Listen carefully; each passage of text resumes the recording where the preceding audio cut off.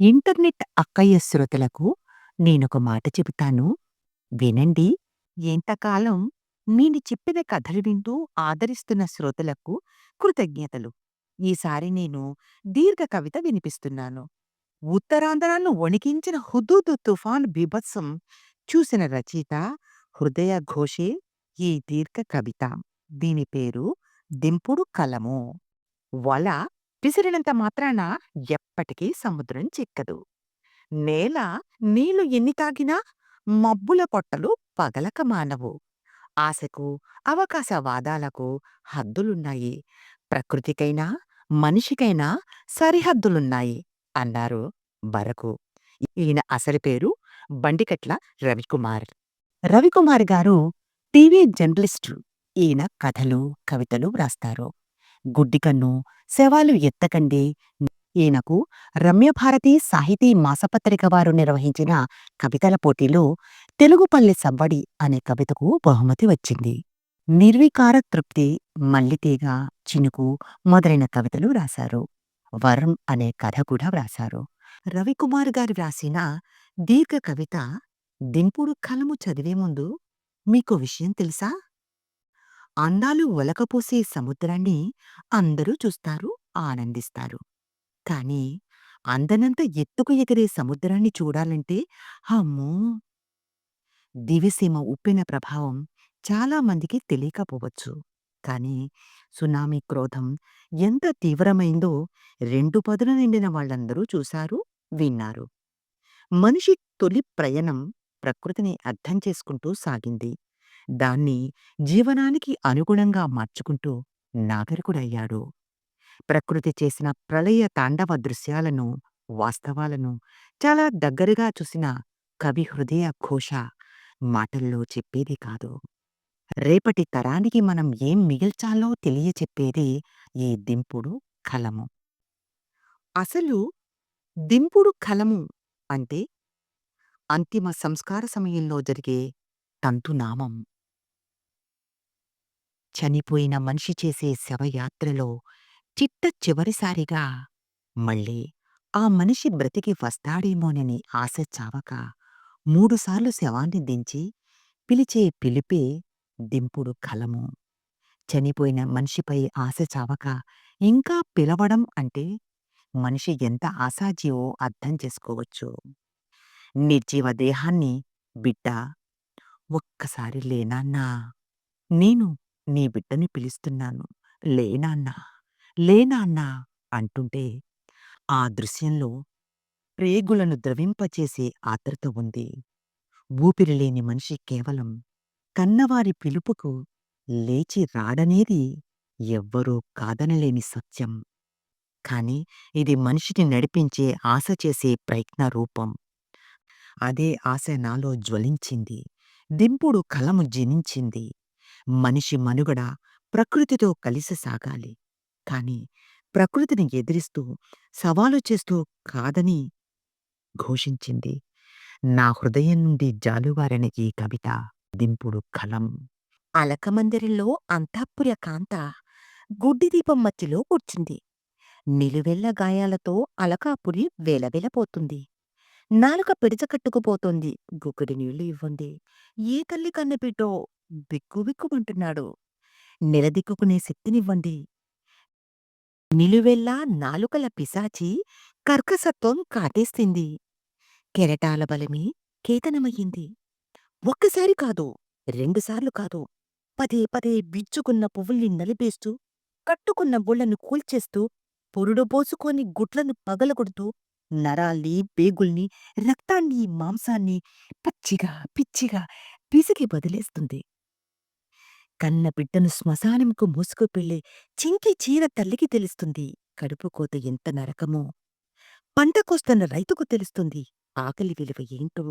నీకేం తెలుసు? నిజానికి నువ్వో రాక్షసివి, కసిమీదున్న పగోడివి. అయినా నీకు చేతులెక్కడున్నాయి ఓదార్చడానికి? హృదయం ఎక్కడుంది గుండెలకు హత్తుకోడానికి? నిజమే, నువ్వు రాయివి కావు, అందుకే నిలకడలేదు.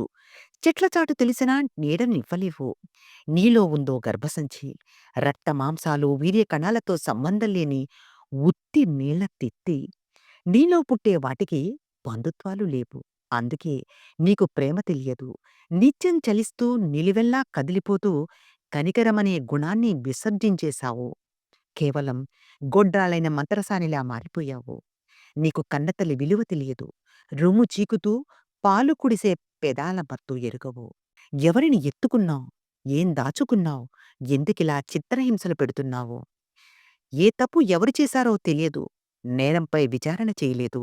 నీ మదబలంతో విరుచుకుపడతావు. చాచి కొడతావు. చాపలా చుట్టుకుపోతావు. ఉక్కిరి బిక్కిరి చేసి రెక్కలు విరిచి ఎముకలు కొరికి పిప్పుని ఊసేస్తావు. ఎందుకింత పగ? మనిషిపై నీకెందుకింత కక్ష? దేవదానవ సమరం నీకు తెలుసు. సాగరం చిలికి అమృతం తాగిన దేవతలకు నిజం తెలుసు. ఇప్పుడు సాగరం లోపల జరిగే మదనం మాకు తెలుసు. గ్యాస్ తవ్వుకుపోతున్న గద్దెలెవరో తెలుసు. సిలిండర్ కోసం క్యూ కట్టిన ఇల్లాలికి వంట కష్టాలు తెలుసు. పైపులు లీకై అగ్నిప్రళయం సృష్టించిన బీభత్సం నదిలో తేలిపోయిన పిండాలకు తెలుసు. కుట్రలు వ్యూహాలు మారుస్తాయి. వాటి ముందు నిలువలేని నన్ను వెక్కిరిస్తాయి.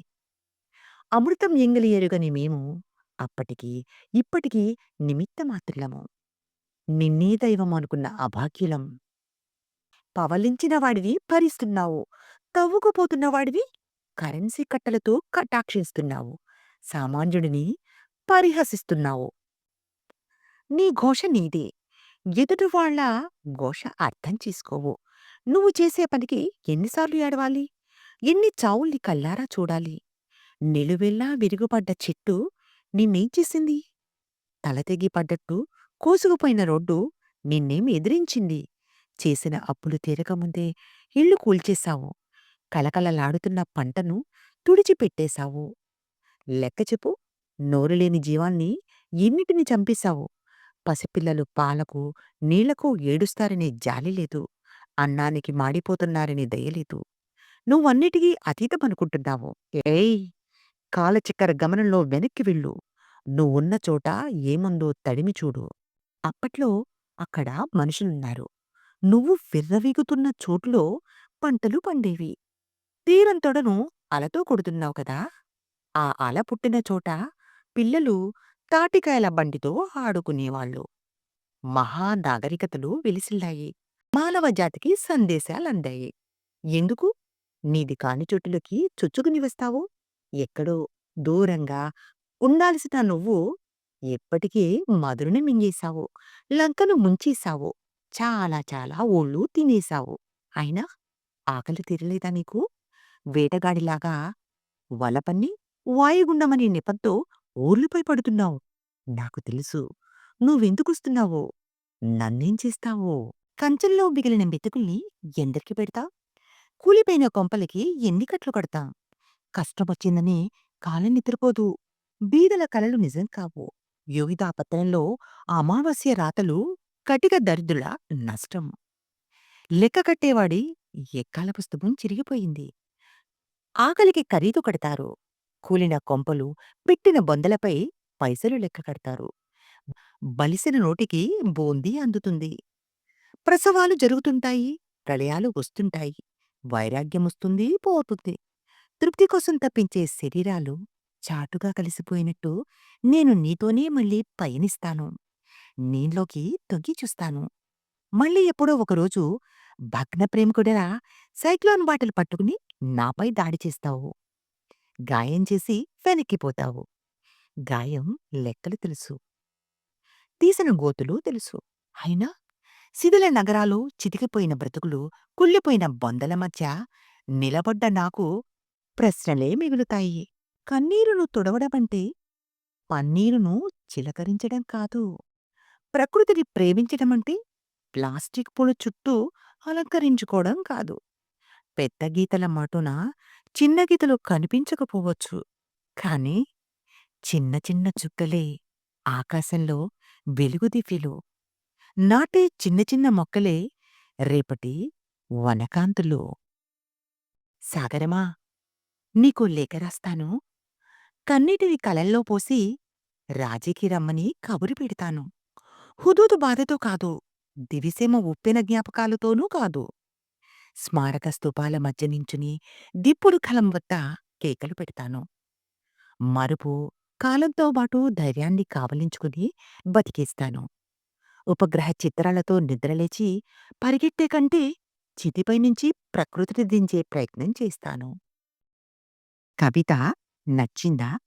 అయితే లైక్ చేసి, షేర్ చేసి, సబ్స్క్రైబ్ చేయండి.